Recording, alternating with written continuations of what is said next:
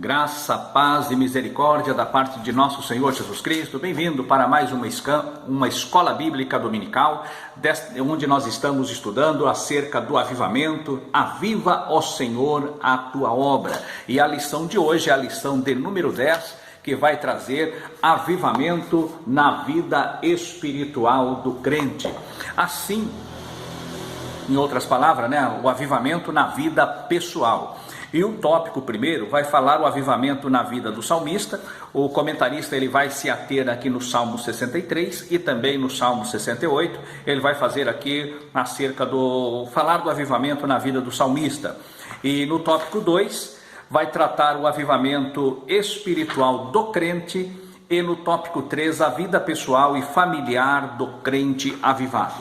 Pois bem, quando falamos em avivamento, nós temos que ter em mente o seguinte: o que é avivar? Só aviva aquilo que perdeu a vida, ou reaviva aquilo que já perdeu a vida, aquilo que a vida espiritual entrou em decadência, a pessoa houve um esfriamento. O ser humano, nós podemos compará-lo como as árvores, como a natureza. Nós vemos que as árvores, nas 4 estações do ano, ela passa por mutações.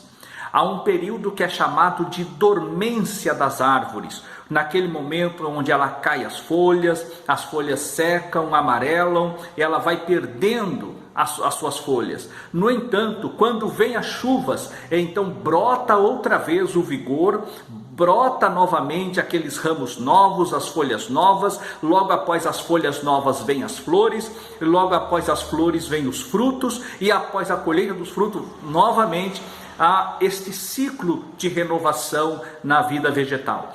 Na vida espiritual, às vezes nós passamos, o cotidiano nosso, nós passamos por momento de luta, por momento de provação, por momento de adversidade, problema de enfermidade, problema de desemprego. Há vários tipos de problema que nos assola diuturnamente. E esses problemas levam-nos muitas vezes ao enfraquecimento na vida espiritual, a perder aquele vigor, aquele ânimo, e é natural isso acontecer. Daí a necessidade de nós crentes em Cristo Jesus levarmos uma vida buscando sempre um avivamento, um reavivamento na nossa vida espiritual.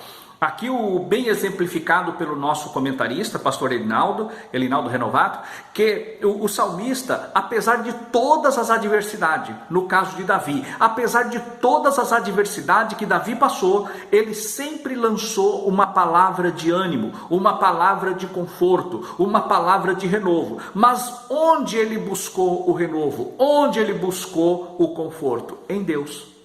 Sempre em Deus. Acontecia algo bom, a glória era para Deus. Acontecia algo de ruim, ele continuava dando glória a Deus, porque ele sabia que Deus, o crente, o justo, ele passa por adversidades na vida. Essa vida é cheia de aflições. O próprio Jesus passou por aflições. O próprio Jesus disse: no mundo tereis aflições, mas tem de bom ânimo. Eu venci o mundo. Glórias a Deus. E por esta causa, nós devemos nos renovar. E o salmista ele sempre buscou o renovo na sua vida espiritual através da oração, através da comunhão com Deus. Então, como que nós renovamos as nossas forças? Muitas vezes orando, outras vezes consagrando, nos humilhando na presença de Deus, como diz lá em 2 Crônicas capítulo 7, versículo 14. Neste ponto, Deus ele manda o renovo, quando nós pecamos, quando nós falhamos e buscamos o arrependimento sincero na presença de Deus. Isso é sinal de renovo, e Deus então ele trabalha com renovo nessas questões. Por outro lado, nós vemos também que Josafá, no momento de luta, no momento de guerra, no momento de adversidade, ele então busca o Senhor. E quando ele começa a buscar a Deus, a entrar na presença de Deus, levanta a prova. E quando levanta a prova, ele vai buscar a Deus outra vez. E Deus então levanta o profeta Jaziel, e ele entrega ali uma mensagem, e no capítulo 20, versículo 20 de 2 Crônicas, nós vamos ver ali que o profeta, ou melhor, que o rei Josafá, ele diz: crede no Senhor vosso Deus e estareis seguro, crede nos seus profetas e sereis prosperados. Crer em Deus e crer nos profetas de Deus, aquele que verdadeiramente entrega uma mensagem de Deus, que a mensagem não é do homem, a mensagem não é fruto da emoção, mas é uma mensagem recebida diretamente do céu, do coração de Deus, vem para a boca do profeta e ele entrega. Esta palavra, ela se cumpre cabalmente na nossa vida. Assim, nós vamos sempre buscar o auxílio, socorro em Deus, através do clamor, através do jejum, através da oração, nós vamos descendo na presença de Deus. Agora, quando nós vemos no tópico 2, vai falar do avivamento espiritual do crente. O que é que traz um avivamento na nossa vida espiritual? Muitas vezes as pessoas confundem movimento com avivamento. Movimento não é avivamento. Movimento não é avivamento, mas todo avivamento ele produz um movimento. Todo avivamento ele produz movimento. Todo avivamento ele produz movimento. Podemos ver o que é então que traz o avivamento para a nossa vida. Muitas vezes nós partimos do princípio que o movimento, que o avivamento, ele está regionalizado geograficamente. Avivamento não é geográfico, mas o Espírito Santo ele opera ao mesmo tempo em todos os lugares onde houver coração aberto para que ele possa agir. Logo, muitos aí neste mês de fevereiro empenharam para ir em Asbury para poder participar daquele culto que começou no dia 8 de fevereiro e não acabava, mas o culto acabou, mas o avivamento continua, ele precisa continuar. Muitas vezes nós achamos que o local do avivamento é regional, é limitado geograficamente, e não é. Deus ele age abundantemente em qualquer época, em qualquer tempo e em qualquer lugar, desde que haja um coração aberto, preparado para receber a manifestação do poder de Deus. Assim, nós podemos ver que Deus, ele tratou com Israel, e como que Deus promoveu o avivamento para Israel? Deus manifestou a sua glória a Israel, Deus foi ao encontro de Israel. Lá em Êxodo capítulo 19, versículos 5 e 6, nós vemos ali que Deus, ele fala literalmente, ipsis literi para Israel, dizendo que o povo seria um reino de sacerdotes. Este era o propósito de Deus, esta foi a mensagem de Deus. E Deus então usa o profeta Moisés, usa o líder Moisés, e Moisés então era o representante legal de Deus perante o povo. E ele tira o povo do Egito, leva o povo até o Sinai ao encontro de Deus, mas o povo não quis subir na presença de Deus. O povo não quis subir. Mas o povo assumiu o compromisso no capítulo 24, versículos 4 e 7, lá de Êxodo, dizendo assim: tudo que o Senhor falou, faremos e também obedeceremos. O fazer e o obedecer, que eram tidos para o povo de Israel como as duas coroas do salvo.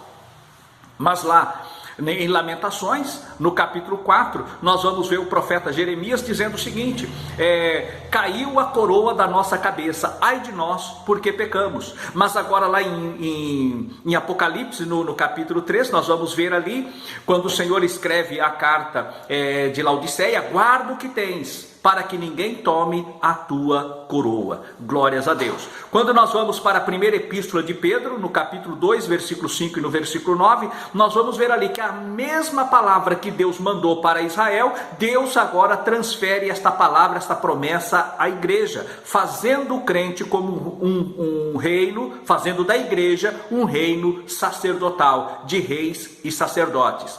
Pois bem, lá no Êxodo, o que foi que trouxe o avivamento? A palavra.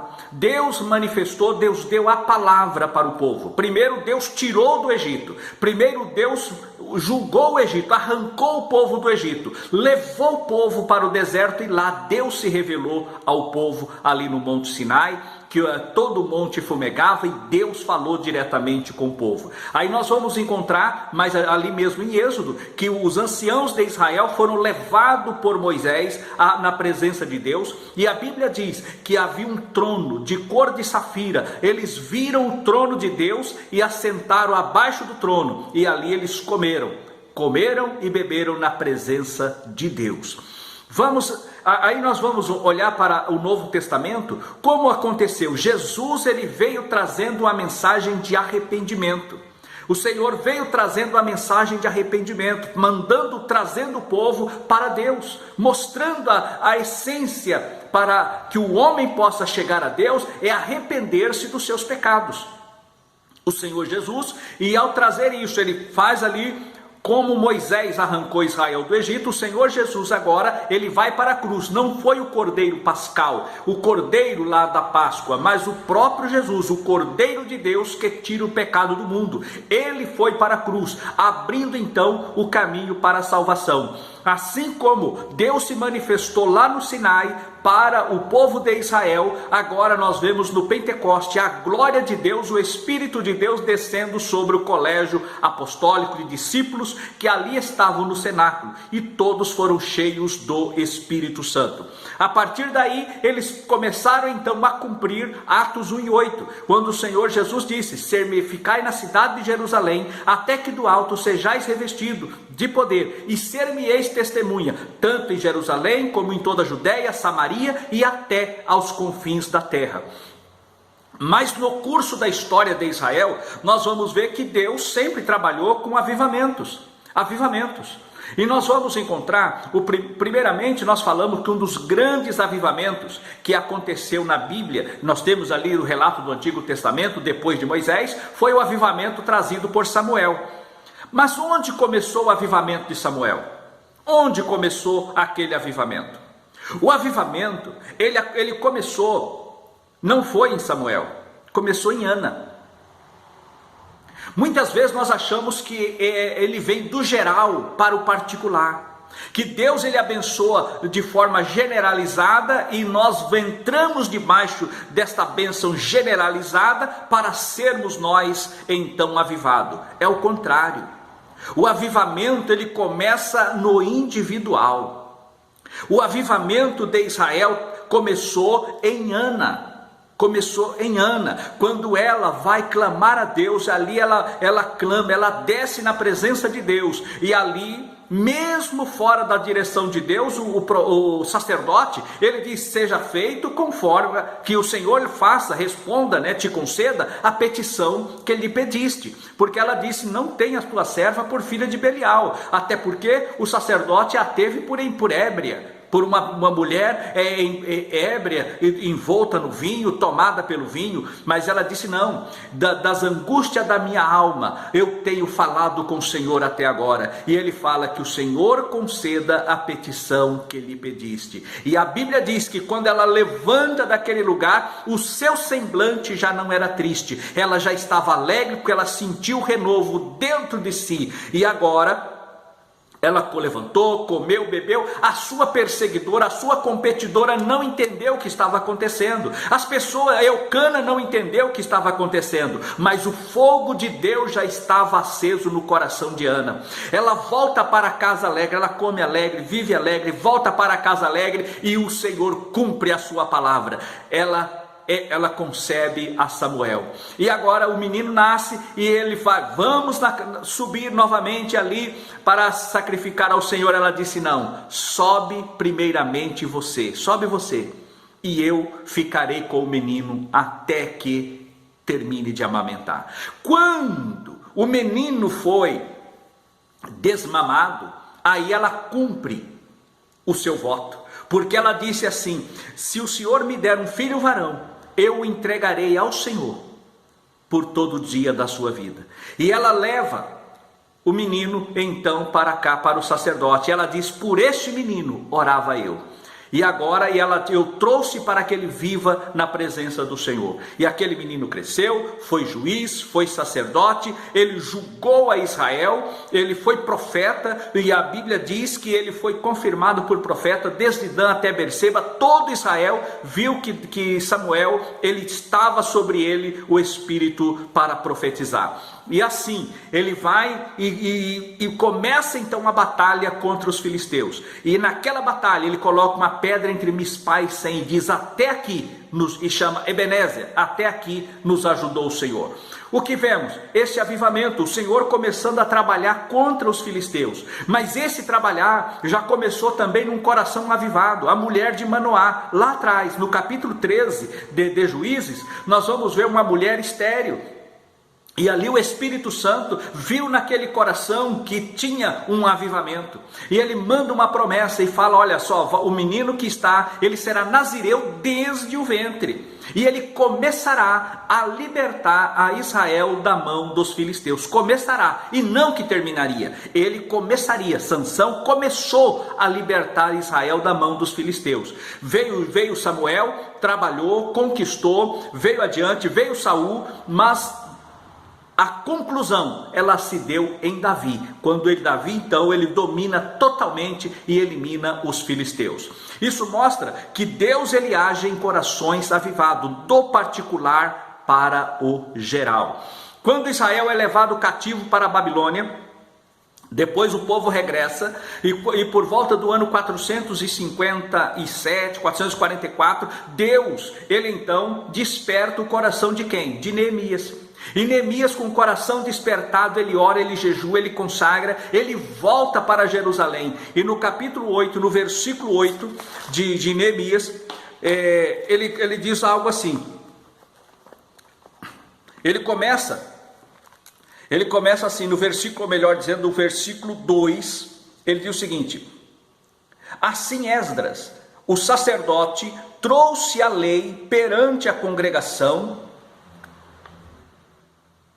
tanto de homens como de mulheres, e perante todos os que podiam entender o que ouviam no primeiro dia do 7º mês. Leu nele, de frente para a praça que está diante da porta das águas, desde a alva até ao meio-dia, perante homens e mulheres, e os que podiam entender, e os ouvidos de todo o povo estavam atentos ao livro da lei. O que é isso? A palavra. A palavra de Deus, ela produz avivamento.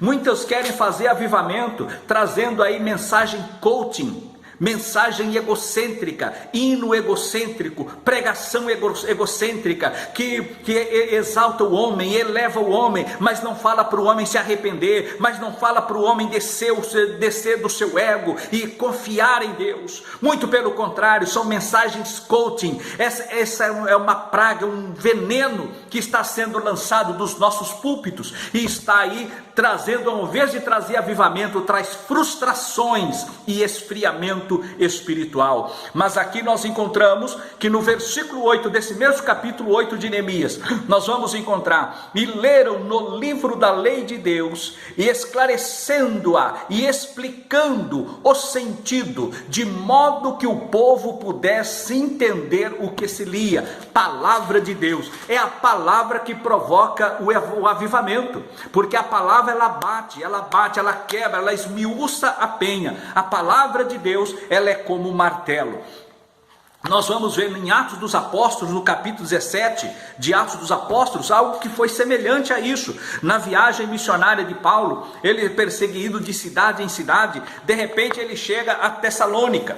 E nós vamos encontrar no versículo 3 do capítulo 17, expondo e demonstrando que convinha que o Cristo padecesse e ressurgisse dentre os mortos, e este Jesus que vos anuncio, dizia ele, é o Cristo. Paulo pregando em Tessalônica, ele é perseguido em Tessalônica, e dali de Tessalônica ele vai então para Bereia. Aí nós vamos encontrar no versículo 10, Assim que escureceu, os irmãos enviaram Paulo e Silas para Bereia.